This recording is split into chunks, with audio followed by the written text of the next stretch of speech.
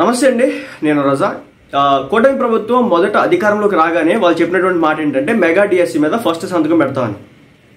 ఇదేమైనప్పటికీ కూడా mega DSC సంబంధించిన notification అయితే వేయడం అయితే జరిగిందనమాట. సో ఎవరైతే యాస్పిరెంట్స్ ఉన్నారో సో వాళ్ళందరికీ కూడా ఇది ఒక గుడ్ న్యూస్ అని చెప్పాలి. అసలు అయితే ఏంటంటే దీనికి సంబంధించి పోస్టులు ఎన్ని పడుతున్నాయి, పరీక్ష షెడ్యూల్ ఎప్పుడు, సిలబస్ ఏంటి, దానికి సంబంధించిన పూర్తి వివరాలు ఈ వీడియోలో చూద్దాం అనమాట.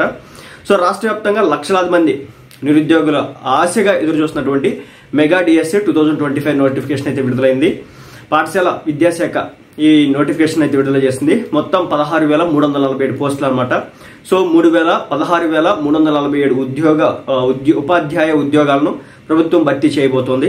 ఏప్రిల్ 20వ తేదీ నుంచి మే 15వ తేదీ వరకు ఆన్లైన్లో దరఖాస్తులు తీసుకుంటున్నారు. సో దానికి సంబంధించి ఫీజు చెల్లింపులు చేయాల్సి ఉంటుంది అభ్యర్థులు. ఏప్రిల్ 20 అంటే నిన్నటి నుంచి వచ్చే నెల 15వ తేదీ వరకు అనమాట. కాబట్టి తప్పనిసరిగా ఎవరైతే మెగా డిఎస్సి రాయాలనుకుంటున్నారో వాళ్ళందరికి సంబంధించి. ఇదిలో ఉంటే విద్యాశాఖ మంత్రి నారా లోకేష్ గారు వచ్చేసి దీనికి సంబంధించి అప్డేట్ ని శనివారమే పోస్ట్ చేస్తున్నారన్నమాట ట్విట్టర్ వేదికగా.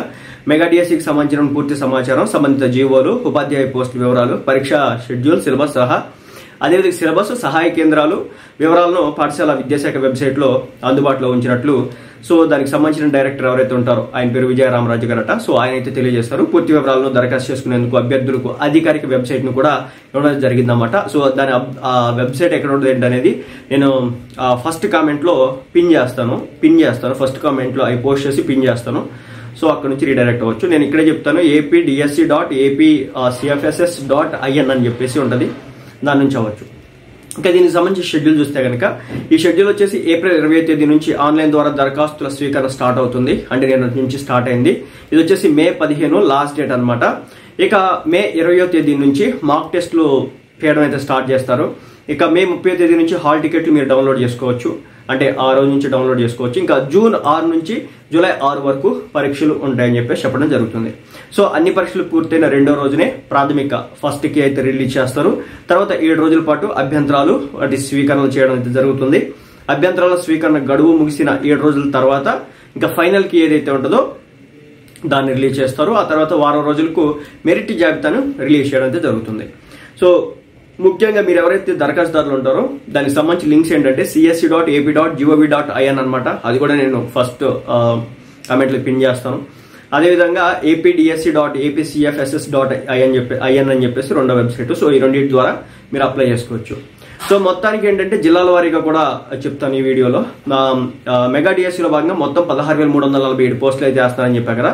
ఇందులో జిల్లా స్థాయిలో 14,088, రాష్ట్ర జోనల్ స్థాయిలో వచ్చేసి 2,259 పోస్టులు అయితే ఉన్నాయి. సో ముందుగా జిల్లా స్థాయి విషయానికి వస్తా. ప్రభుత్వ, జిల్లా, మండల పరిషత్, పురపాలక పాఠశాలలో మొత్తం 13,192 ఖాళీల్లో ఎస్జిటిలు 5,985 ఉన్నాయి. ఎస్జిటి పోస్టులు అత్యధికంగా కర్నూలు జిల్లాలో 1,817 ఉన్నాయి. అత్యల్పంగా ప్రకాశం జిల్లాలో ఉన్నాయి, 106 ఉన్నాయి. వీటిలో సబ్జెక్టు టీచర్ పోస్టులు వచ్చేసి సాంఘిక శాస్త్రానికి 1329 ఉండగా ఆంగ్ల భాషకు 1,032 పోస్టులు ఉన్నాయి. స్కూల్ అసిస్టెంట్ వ్యాయామ విద్య ఉపాధ్యాయ పోస్టులు వచ్చేసి 1,664 భర్తీ చేస్తున్నారు. ఇక ఎన్ఏ భాష 1 కు గాను 534 పోస్టులు, హిందీకి 492 పోస్టులు, లెక్కలు గణితం ఏదైతే ఉంటుందో దానికి వచ్చేసి 655 పోస్టులు, భౌతిక శాస్త్రంకి వచ్చేసి 599 పోస్టులు, జీవశాస్త్రంకి వచ్చేసి 902 పోస్టులు అయితే ఉన్నాయన్నమాట. ఇంకా జిల్లా స్థాయిలో గిరిజన సంక్షేమ ఆశ్రమ పాఠశాలలో ఖాళీల విషయం చూస్తే కనుక గిరిజన ఆశ్రమ పాఠశాలలోని పోస్టులను జిల్లా స్థాయిలో భర్తీ చేయబోతున్నారు. వీటిలో మొత్తం 881 పోస్టులు అయితే ఉన్నాయి. తెలుగుకు వచ్చేసి 13 ఉన్నాయి, హిందీకి 21, ఇంగ్లీష్కి 34, గణితానికి 55, భౌతిక శాస్త్రానికి 83, జీవశాస్త్రానికి 44, సాంఘిక శాస్త్రానికి 24, ఇక పీఈటీకి వచ్చేసి 6, ఎస్జిటికి వచ్చేసి 601 పోస్టులు అయితే ఉన్నాయి. ఇక దివ్యాంగుల పాఠశాలలు అయితే ఏవైతే ఉంటాయో వాటిలో కూడా కొన్ని ఖాళీలు అయితే ఉన్నాయి. సో దివ్యాంగుల పాఠశాలలో మొత్తం 31 పోస్టులు అయితే ఖాళీగా ఉన్నాయి.